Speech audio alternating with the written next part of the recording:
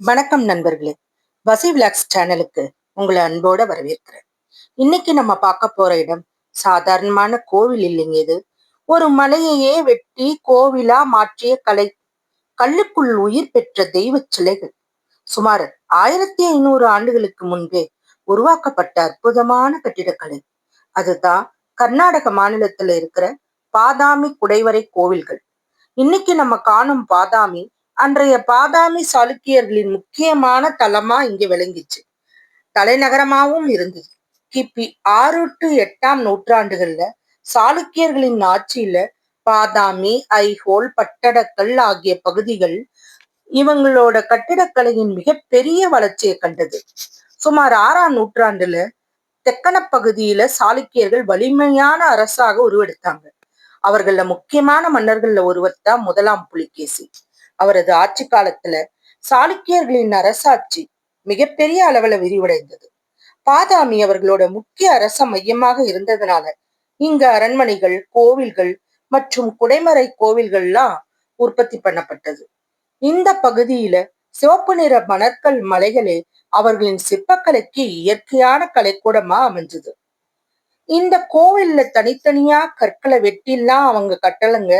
மலையின் பாறைய மேல இருந்து கீழாகவும் முன்புறத்திலிருந்து உள்ளேயும் கொடைஞ்சுதான் இன்றைய குடைவரை குகை கோயிலாக இதை உருவாக்கி இருக்கிறாங்க. இன்னைக்கு பாருங்க, யோசிச்சு பாருங்க, நவீன இயந்திரங்களே இல்லாத அந்த காலத்துல கடினமான பாறைக்குள்ள தூண்கள், மண்டபங்கள், கருவறைகள், சிற்பங்கள்னு எப்படி அவங்க உருவாக்கி இருக்கிறது உண்மையாவே வியப்பு. அதுவும் அங்க மேலெல்லாம் நான் இப்ப காமிச்சிட்டு இருக்கேன் பாருங்க. ஆஹா, சுவற்று மேலெல்லாம் கூட இவ்வளவு அற்புதமா செதுக்க முடியுமா அப்படின்னு இருந்ததுங்க.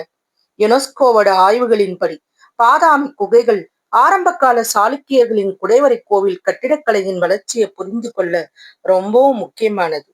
பாதாமியில 4 குடைவரை கோவில் இருக்கு. ஒவ்வொரு குகையும் வெவ்வேறு சமயம் மற்றும் கலைமரபுகளை காட்டுது. முதல் குகை பாத்தீங்கன்னா சிவபெருமானுக்காக அர்ப்பணிக்கப்பட்டது. இங்க பாத்தீங்கன்னா மிகப்பெரிய சிற்பங்களில் ஒண்ணு நடராஜர்.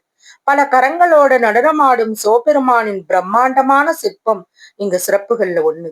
சிவனின் பல்வேறு வடிவங்களும் இங்க செதுக்கப்பட்டிருக்கு. இந்த சிற்பங்களை பார்க்கும்போது கல்லுக்குள்ள எப்படி இவ்வளவு நுணுக்கமா மனித உடல் அசைவுகளை உருவாக்குனாங்கன்னு ஆச்சரியப்படாமல் இருக்க முடியலங்க. 2வது குகை பாத்தீங்கன்னா விஷ்ணுவுக்காக அர்ப்பணிக்கப்பட்டது. இங்கு விஷ்ணுவின் பல்வேறு வடிவங்கள் சிற்பங்களா காணப்படுது. குறிப்பா திரிவிக்ரமர் வடிவம் மிகவும் குறிப்பிடத்தக்கது. ஒரே காலால உலகத்தையே அளந்த வாமன அவதாரத்தோட விரிவடைந்த வடிவமா திரிவிக்ரமரை இங்க பார்க்கலாம். 3வது குகை முக்கியமான குகைங்க. இது கிபி 578 சேர்ந்ததா கல்வெட்டு காலம் அறியப்படுது. முதலாம் கீர்த்திவர்மனின் ஆட்சி காலத்தை சேர்ந்த இந்த குகை சாளுக்கியர்களின் கலை திறமையை மிக அழகா வெளிப்படுத்துது. இங்குள்ள சிற்பங்கள்ல விஷ்ணுவின் பல வடிவங்கள், திரிவிக்ரமர், வராகர் போன்ற உருவங்கள் காணப்படுது.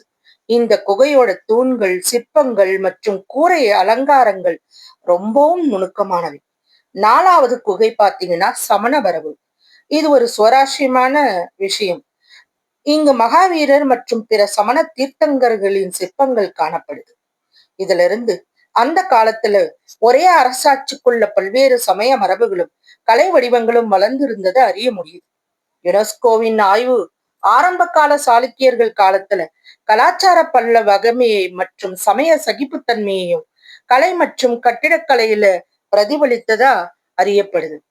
பாதாமி குகையிலேயே மிகப்பெரிய சிறப்பு சிற்பக்கலை தாங்க.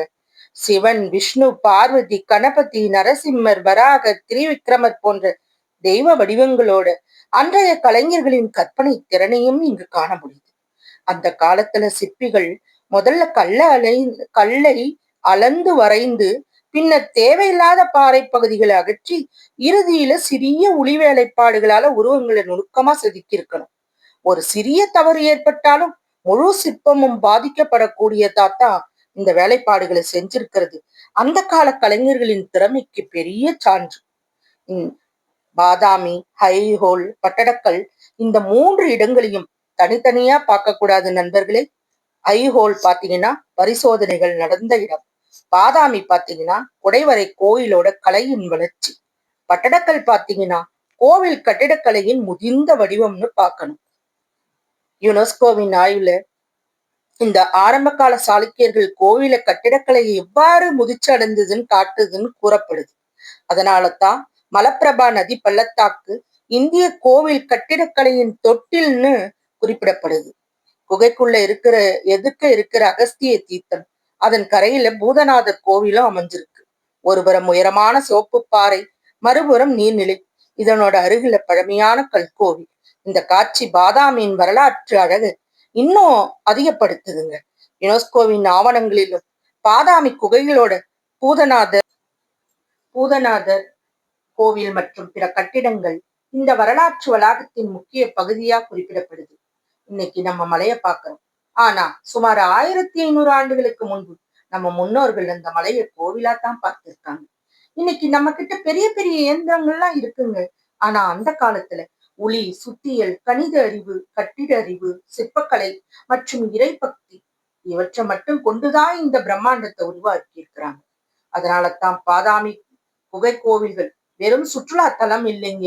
முன்னோர்களின் அறிவு, கலைக்கும் பக்திக்கும் கல்லில் எழுதப்பட்ட இந்த சாட்சி.